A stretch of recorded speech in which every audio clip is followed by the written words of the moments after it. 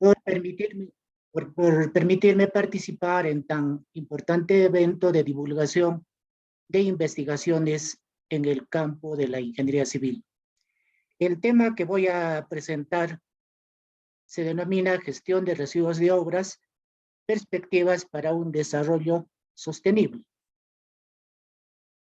Pero antes vamos a empezar con una pequeña reflexión que ha sido presentado en el Congreso de Ingeniería Civil realizado en febrero del 2002 en Madrid, presentado por estos dos investigadores, Pellicer y Cerón, que dice: la presente comunicación aborda la relación de amor-odio que se plantea entre la ingeniería, especialmente la civil, y el medio ambiente, fundamentalmente en el punto de interacción entre ambos, el ecosistema afectado.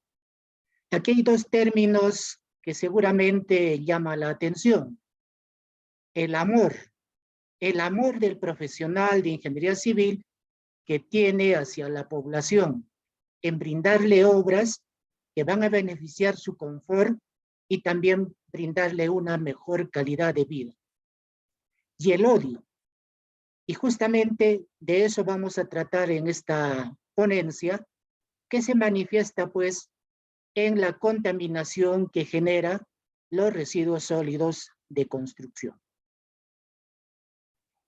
Sabemos todos que el sector construcción a nivel mundial es la que genera la economía. Es importante mencionar que esta industria sigue siendo transversal en todas las economías, pues moviliza una gran cantidad de insumos, impulsa significativamente la generación de empleos directos e indirectos. A nivel mundial, la industria de la construcción alcanza ingresos anuales por el orden de los casi 10 billones de dólares y un valor agregado de 3.6 billones de dólares. En países en vías de desarrollo, esta industria suma cerca del 5% del PBI, mientras que en países desarrollados alcanza hasta el 8%.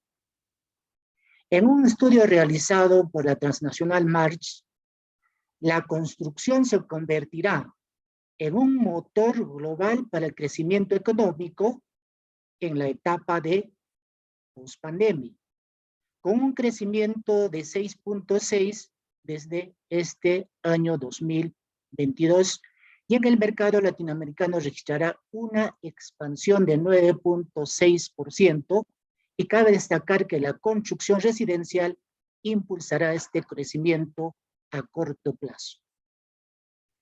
En el Perú tenemos también la industria de la construcción, que es un importante sector que mueve la economía nacional.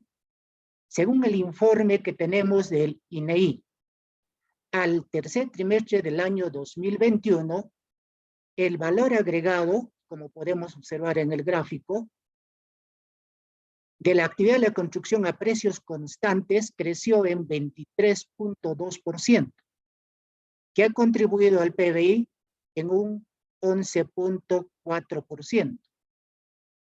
En la variación porcentual de este índice respecto al mismo periodo del año anterior. ¿Y por qué hablamos del crecimiento económico del PBI? Es que precisamente el sector construcción es el sustento por la mayor cantidad de obras en ejecución, tanto en el sector privado como en el sector público, que en los 4 últimos trimestres ha registrado un crecimiento de 48.6%. Este sector es importante y se relaciona con la producción de cemento. Como podemos observar en el segundo gráfico, en octubre del año 2021 se ha tenido una producción y un despacho de 1.264 miles de toneladas de cemento a nivel nacional. ¿Y qué significa esto? Significa de que un 71% más o menos de esta producción se dirige al segmento de autoconstrucción de viviendas. ¿Y por qué manifiesto de autoconstrucción? Autoconstrucción porque la mayoría de las viviendas familiares, que generalmente son de 2 a 4 pisos, son realizados por los propios beneficiarios o los propios usuarios. Y el cemento precisamente es el material de mayor uso en las paredes de ladrillo y bloquetas y techos de 4.298.274 viviendas particulares del área urbana según el censo del INEI. Y que continuará con la demanda debido al crecimiento poblacional. A esto se suma el desarrollo de obras de infraestructura de nivel público, que al crecimiento de las viviendas también tiene que atender con la pavimentación de calles, con infraestructura educativa, de salud, áreas recreacionales, etc. Entonces, estas edificaciones que son parte de este entorno construido tienen un enorme y continuo impacto sobre el medio ambiente. Indicadores de estos impactos se tiene que en los países industrializados es el hecho de que la construcción de infraestructura se utilizan alrededor del 40% de los recursos naturales. Se emplea cerca del 70% de la electricidad. Y se produce entre el 35 y 65% de los residuos sólidos que son dispuestos en los botaderos. Entonces, este sector que también contribuye al desarrollo de la economía, según Wessing-Lu, genera casi la tercera parte de los residuos que se depositan en los vertederos y en muchos casos en vertederos no autorizados. Es así que se tiene estudios como el de la Comisión Europea que señala que los estados que conforman el continente europeo generan cerca de 350 millones de toneladas de residuos de construcción. En España se estima que al menos son 40 millones. Y en Bogotá, un país vecino tanto a ustedes Ecuador y a nosotros Perú, según Roballo, por ejemplo, nos dice que se produce algo de 12 millones de metros cúbicos. En el Perú, si bien es cierto, tenemos el Ministerio del Ambiente, esta entidad del Estado, por ejemplo, nos presenta un estudio realizado todavía en el año 2012 y publicado en el año 2014, que nos dice que la generación de residuos a nivel nacional fue de 166.182 toneladas por año, que es una información que ha sido proporcionado por el 24.5% de los distritos. Pero aquí viene la pregunta. Si comparamos las cantidades antes mencionadas, ¿por qué en el Perú se produce tan poca cantidad de residuos de construcción? Es lógico, como dice el informe de esta entidad del Estado, solamente se tiene el reporte de 24.5%, que significa algo más o menos de 500 distritos de 1.874 que tiene el Perú. En estas condiciones, lógicamente genera una duda. Entonces, en este estudio hemos tratado de averiguar cuál es el promedio que genera un habitante y revisando estudios tanto de Chile, de Colombia, de Brasil, se tiene un promedio de 1 kilogramo por habitante por día y haciendo pequeñas operaciones, si la ciudad de Puno tiene una población de 129.922 habitantes, al año se estaría generando 47.422 toneladas por año. ya es una cantidad nada despreciable si se tiene en cuenta que en la ciudad de Puno no se dispone de botaderos autorizados. Entonces, el sector construcción es una actividad no respetuosa con el medio ambiente. Y esto lo dicen también investigadores como Quiroz, Al-Shul, Borja y otros. Por su parte, ESA nos dice que a pesar de los beneficios económicos y sociales del sector de la construcción, es uno de los que más contribuyen a la degradación ambiental. Y esto lo podemos observar en estas fotografías. Por ejemplo, en el departamento de Huancayo, que queda en el centro del Perú, el río Sulcas atraviesa prácticamente a la ciudad de Huancayo. Y en la foto observamos cómo es que se eliminan los residuos. También tenemos la otra foto, al lado derecho superior, cómo es que los volquetes eliminan los residuos de construcción a las orillas del mar en el Callao. Igualmente en la foto de la derecha inferior observamos que en Juliaca, que es una de las ciudades que está en el presente estudio, se elimina en zonas destinadas, por ejemplo, para áreas verdes.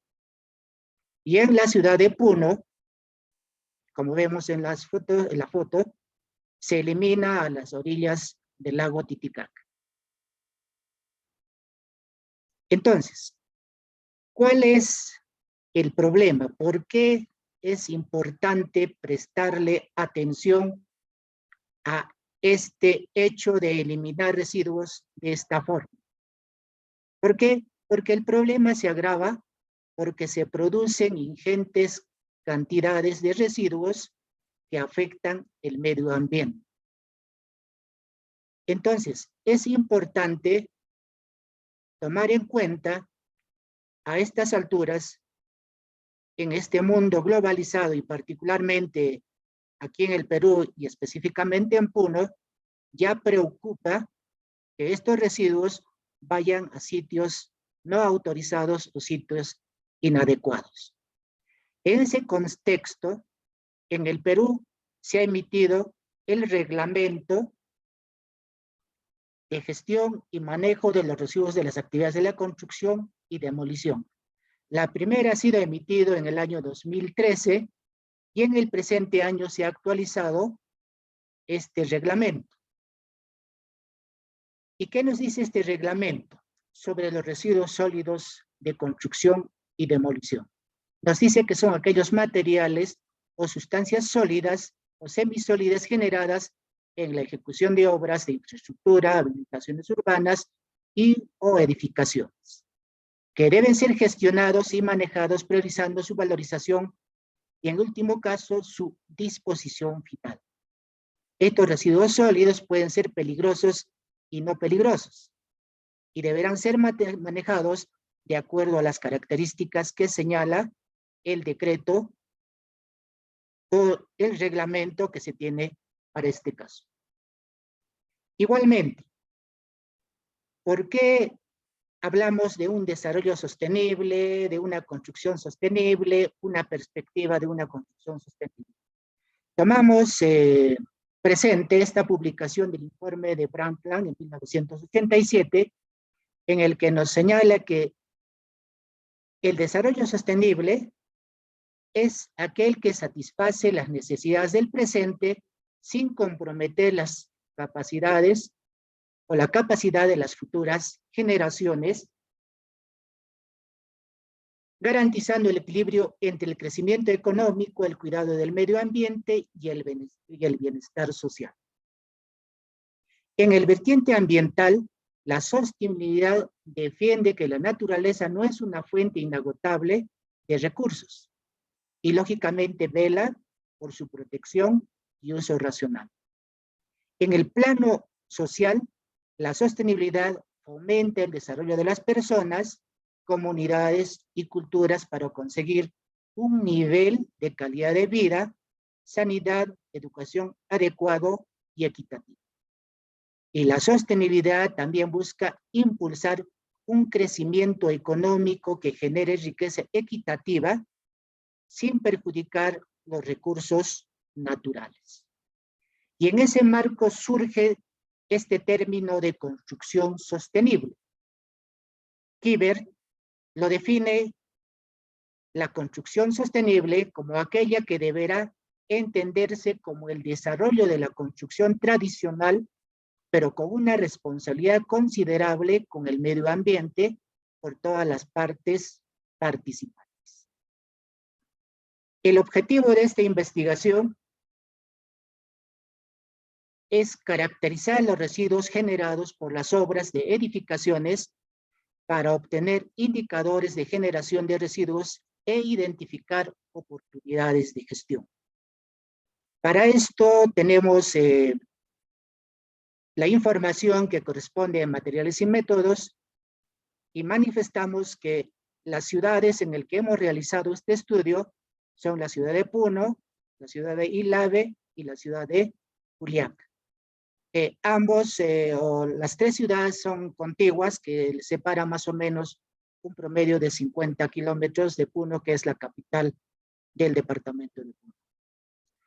La muestra considerada en este caso corresponde a 18 obras de viviendas, en el cual se ha tenido la participación de 73 obreros y 18 propietarios. Además, se ha tomado 4 obras públicas, de los cuales 3 corresponden a la Universidad Nacional del Altiplano y 1 a un colegio ejecutado en la ciudad de Puno. En estos hemos considerado, para efectos de hacer los trabajos de encuestas y cuestionarios y la aplicación de cuestionarios, a 33 obreros y 4 profesionales más 23 externos, para tener más o menos una información validez. El periodo de ejecución ha sido entre diciembre del 2020 a octubre del año 2021. En la recolecta de datos corresponde a muestras que se han tomado en cada obra periódicamente por el método de cuarteo y aleatorio. En cuanto a la observación, hemos utilizado la medición directa. Como podemos observar en la figura, del residuo sólido acumulado, hemos realizado el cuarteo, hemos tomado al azar una porción, lo cual lo hemos pesado. Una vez pesado el total de los residuos, se ha clasificado por tipos de material y pesado cada uno de ellos. El tipo del presente estudio es descriptivo, con lo cual hemos obtenido los resultados que voy a presentar. En relación al factor de generación de residuos, tenemos las siguientes cantidades. En 6 viviendas en la ciudad de Puno, se tiene un factor de generación de 0.188 metros cúbicos por metro cuadrado. En las 4 obras públicas de la ciudad de Puno, se tiene un promedio de 0.201 metros cúbicos por metro cuadrado. En la ciudad de Juliaca se ha tomado 8 viviendas para el estudio, los cuales nos reportan un promedio de 0.192 metros cúbicos por metro cuadrado. ¿Qué hacemos un promedio para las obras estudiadas en Puno?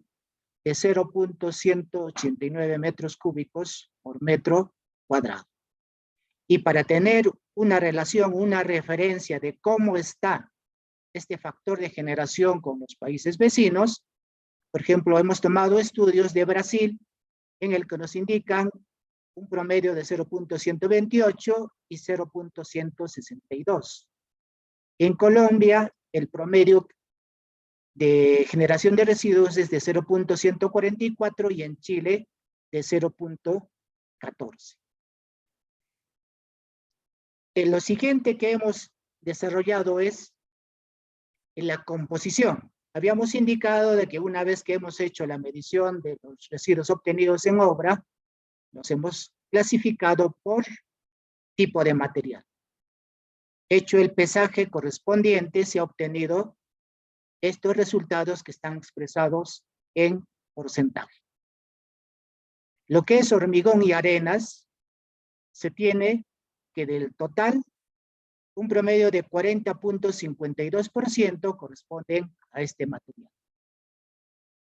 A ladrillos y otros cerámicos tenemos 35.93. Maderas de encofrado, 7.52. Papel, envases de cemento, 0.57.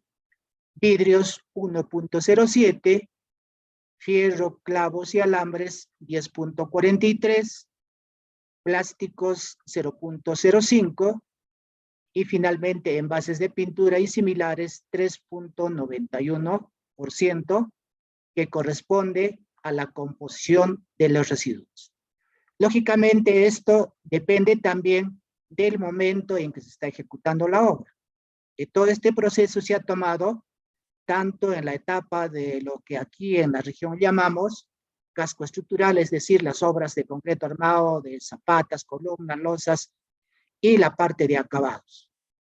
Entonces, hemos tenido diferentes momentos para obtener las muestras y, lógicamente, estos son los promedios obtenidos. ¿Para qué nos sirve conocer esa composición de los residuos? Nos sirve para identificar las oportunidades de gestión. En el gráfico observamos, por ejemplo, que 76.45% son residuos que perfectamente podemos utilizar como o son áridos. 16.64 son no áridos y de residuos peligrosos solamente tenemos 3.91. Es decir, tenemos un buen porcentaje de residuos de construcción que podemos utilizar o reutilizar, o lo que se llama hacer el reciclaje. En la tabla podemos observar, por ejemplo, que ladrillos y otros cerámicos tenemos 35.93. Las posibilidades de reutilización, por ejemplo, son que podemos usarlo en rellenos en general, en combinación con material de desmonte. Que dicho sea de paso, no hemos tomado en cuenta el material de desmonte, que significa aquí en la región el suelo o la tierra excavada, porque estos tienen otro tratamiento. Entonces, aquí solamente estamos hablando de ese material que puede combinarse con otro tipo de material lógicamente apto y lo cual se puede utilizar como relleno. Luego tenemos el hormigón y arenas, que representan el 40.52. Estos materiales áridos, por ejemplo, lo podemos usar como material para bases y subbases. También, una vez procesado, se puede utilizar como agregado para elaborar morteros. Y estos dos materiales, lógicamente, son los que representan la mayor cantidad, como podemos observar, de 76.45%. En lo que respecta, por ejemplo, a madera de encofrado, que es la que utilizamos aquí en la zona, se puede reutilizar o hacer el reciclaje. Entre estas posibilidades tenemos, por ejemplo, de que se puede reutilizar en encofrados en general, ya en función del uso al que ha sido sometido. Luego tenemos el uso que podemos darle en barreras de seguridad. Igualmente como reciclable para fabricación de tableros y aglomerados. Lo que es el papel y envase de cemento, lo podemos reciclar para papel prensa, envases y embalajes. Los vidrios podemos utilizar o pueden ser reciclables para ser empleados como materia prima en la fabricación de nuevos envases. También para otras aplicaciones como fibra de vidrio, losetas o recipientes artísticos. El fierro, clavos y alambres se puede reciclar para la fabricación de nuevos productos. Y en esta parte debo mencionar, por ejemplo, que ya se tiene personas individuales que ya tanto en la ciudad de Puno, Juliaca y Lave, vienen haciendo la recolección de estos residuos de obra para ellos poder vender a empresas que se dedican a al trabajo del reciclaje y generaría otros productos. El plástico, por ejemplo, se puede reciclar, ¿no?, para elaborar botellas y objetos huecos. Se puede hacer también un reciclado químico para bolsas, filmes pequeños. Entonces vemos la posibilidad de que los residuos sólidos de construcción pueden ser perfectamente reutilizables o se puede hacer el reciclaje. También hemos tomado en cuenta el manejo de residuos. ¿Cómo viene siendo el manejo de residuos actualmente en estas tres ciudades? Para esto hemos aplicado una encuesta. El instrumento ha sido el cuestionario y hemos separado lógicamente por personal obrero y propietarios y al personal profesional para aplicar el cuestionario. Entre las preguntas que hemos formulado en este cuestionario está, por ejemplo, si tiene conocimiento sobre los efectos de la contaminación ambiental en la región. Que si cree que los residuos sólidos de construcción contaminan el medio ambiente. Otra pregunta que hemos generado en el cuestionario es si tiene conocimiento de las normas ambientales que se tienen en el país. Que si tiene conocimiento, por ejemplo, del reglamento de residuos sólidos de construcción que mencioné anteriormente. Si sabe cuánto de residuos se genera en la obra que está a su cargo o está ejecutando. Si esos residuos que tienen en obra, por ejemplo, los reutiliza o simplemente lo elimina. Otra pregunta es, si lo elimina, ¿quién lo transporta esos residuos? Lógicamente son los transportistas, que aquí en la zona los llamamos los volqueteros. Y la otra pregunta fue, ¿sabe usted dónde lleva los residuos el transportista? ¿Dónde lo está eliminando? Y también otra pregunta fue, por ejemplo, en la ciudad, o sea, tanto en Puno, Juliaca y Lave, si existe una zona oficial para la eliminación o la disposición final de esos residuos. De las preguntas formuladas, podemos observar en el gráfico, en las personas de obras privadas, en las obras privadas, prácticamente podemos señalar que tiene muy poco conocimiento de lo que sería el manejo de los residuos. En las obras públicas tenemos un 72.7, que más o menos pudiéramos decir que como consecuencia de las charlas que se dan al inicio de las obras, de alguna manera los obreros tratan pues de reutilizar o tal vez hacer la separación en obra para darle un uso posterior. Y en una buena cantidad de estas personas encuestadas, por ejemplo, dice a veces, ¿no? Y siempre, prácticamente nadie se hace pues lo que es el manejo de residuos en obra. En cuanto a los profesionales, podemos señalar de que prácticamente no se hace pues el manejo de los residuos de construcción. Es así que, ¿no?, haciendo la interpretación de que el 66.7% dice nunca, a veces, ¿no?, el 29.6% y siempre 3.7%. Entonces vemos de que tenemos aquí una debilidad en los profesionales en cuanto al manejo, que lógicamente está relacionado con las normas ambientales que tenemos en el país. En el estudio hemos llegado a algunas conclusiones, como el que vamos a señalar a continuación. En el presente estudio se ha determinado que en promedio el factor de generación de residuos en obras privadas y públicas de las ciudades de Puno y Juliaca y también Ilave es de 0.189 metros cúbicos por metro cuadrado. Con lo cual, conociendo el número de licencias otorgadas por los municipios de estas ciudades, se puede determinar la cantidad de residuos de construcción que se genera en cada ciudad, información que servirá para determinar la zona de disposición final de los residuos.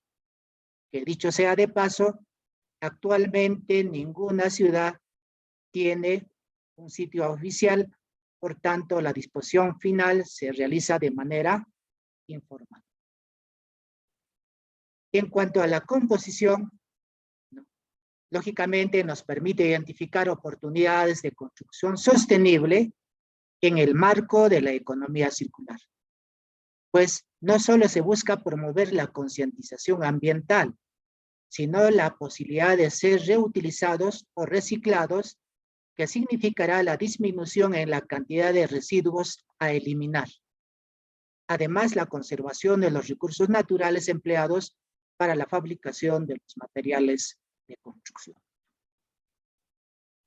Y finalmente, decimos de que es necesario que las autoridades competentes, tanto el Ministerio de Vivienda aquí en el Perú, los municipios provinciales, distritales, el organismo de evaluación y fiscalización ambiental conocido como OEFA, deben difundir y promover la capacitación entre los actores de la construcción, la aplicación del reglamento para la gestión y manejo de los residuos de construcción, lo cual permitirá implementar estrategias en ellos para una adecuada gestión de los residuos sólidos de construcción. Como hemos visto, existe una debilidad tanto en el personal obrero, en los propietarios, en los profesionales. Entonces, hay la necesidad de difundir y promover este reglamento que prácticamente da las pautas para una adecuada gestión, por consiguiente, enmarcarnos en lo que sería la construcción sostenible. Termino la presente exposición señalando, para lograr una construcción sostenible, debe romperse con la rutina y los malos hábitos adquiridos por décadas de derroche de los recursos naturales. Muchas gracias por escucharme y estoy para responder preguntas si los hubiera. Muy amable, doctor Félix Rojas, por su ponencia. En todo caso, quedamos a la espera de alguna pregunta.